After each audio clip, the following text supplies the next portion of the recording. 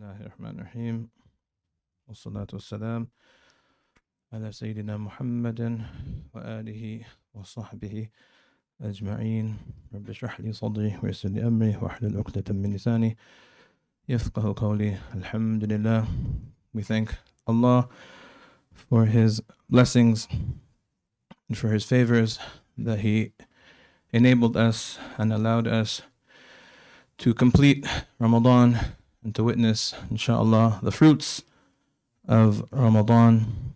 And many of the scholars, Ibn Rajab and others, they mention that the Salaf, the pious predecessors, that they would ask Allah 6 months in advance, asking Allah that He enables them to reach Ramadan, and then they would supplicate Allah and ask Him the 6 months after Ramadan that He accepts whatever good deeds that they did during Ramadan. So for these righteous, Ramadan was really the highlight of the entire year. And this is because the righteous, they understood what Ramadan has to offer. And I remember when I first traveled to Tarim in late 2009, that it was maybe a month or two after Ramadan, but I remember the likes of Habib Ali Mashhur mentioning Ramadan and still talking about Ramadan 1 or 2 months after Ramadan. And I said, mashallah, these are the people of Ramadan.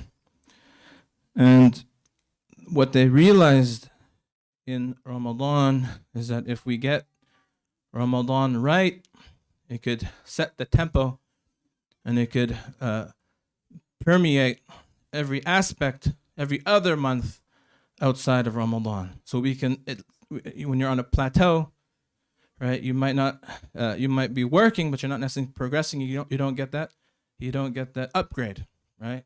But it might be that for the righteous, they get that upgrade that takes them to the next level in times like Ramadan. And Imam Nawawi, it's mentioned that when he was a child, when he was 7 years old, and this just shows you his connection with the great month of Ramadan, that when he was 7 years old, on the 27th night of Ramadan, he woke up and he was startled, and he said to his father, "Oh, my father, what are all these lights that have flooded the house?" And everyone in the household, they woke up and none of them could see the lights. And then his father said that, "I knew, one, that my son had a special rank, that he was somebody that had purity of heart, that he can see things, that he's seeing this." And he said that, "I knew also that it was Laylatul Qadr." And the great Imam Nawawi, if you look at his works, it's one of the most amazing things that you find that his works, his books, they're almost unanimously accepted. Everyone reads and knows the Arba'in al-Nawawi. Everyone reads and knows the Riyad al-Salihin. Every Shafi'i scholar and every Shafi'i student knows the Majmu', the Minhaj. Everyone on the path knows the Adhkar, Bustan al-Arifin, right? And they mentioned that the secret of Imam Nawawi was transferred into his books. But I want to look a little bit deeper, and why, or one of the reasons, or one of the secrets why Imam Nawawi's books, they contained and they were so blessed. And this is because, I'll tell you why, one of the reasons is that he always used to start a book or complete a book in the most blessed of times. He would choose blessed days and nights to start his writing or to complete one of the books that he was writing. So we find that at the age of 35, he wrote the Tibyan about the sciences of the Qur'an, and he started on Thursday, the 12th of Rabi al-Awwal, 666. And he completed it on Thursday morning, the 3rd of Rabi al-Akhir, in the same year. It took him 1 year. And then we have the Adhkar, and he started it in Al-Muharram, the sacred month of Muharram, in the year 667. And they say about the Adhkar, it's such a valuable book that they say, Bir ad-dar washtri al-adhkar. Sell your house if you have to buy the book of adhkar. And then you have the Rawdat al-Talibin, one of the primary books in the Shafi madhab. And again, he started it on Thursday, the 25th of Ramadan, in the same year, 666. And he completed it on Sunday, the 15th of Rabi'ul Awwal, in 669.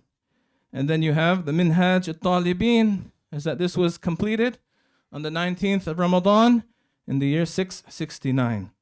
And you have Riyadh al-Salihin, which was completed on Monday, the 14th of Ramadan, in 670, when he was 39 years old. You have the Tashih al-Tanbih that he completed on Friday, the 27th of Rajab, the night of the Prophet's Isra wa Mi'raj, in the year 671, when he was 40 years old. You have the Majmu' that he started on Thursday in Sha'ban in 662. So this is just one example of showing us what is contained in these blessed nights and these blessed months. He made that intention. He set out to complete something, to write something, to offer something, and that blessing is still available and in our hands to this end age, because that intention, that period of intention, was conjoined with these blessed times, was conjoined with blessed times. And that this is what Allah offers us in the likes of the month of Ramadan, and all of these nafahat, all of these breezes that Allah offers throughout the days and our months and our weeks. And Jum'ah, we have it on a daily basis, right? Before the time of Fajr, the time of Tahajjud. We have it on a weekly basis, right? We have Jum'ah, which we're on the eve of Jum'ah.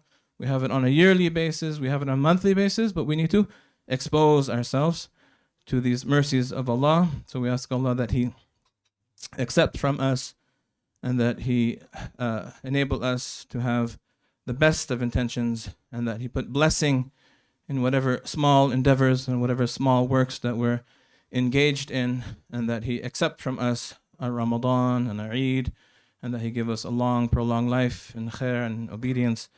Wa akhir da'wana alhamdulillahi rabbil alameen.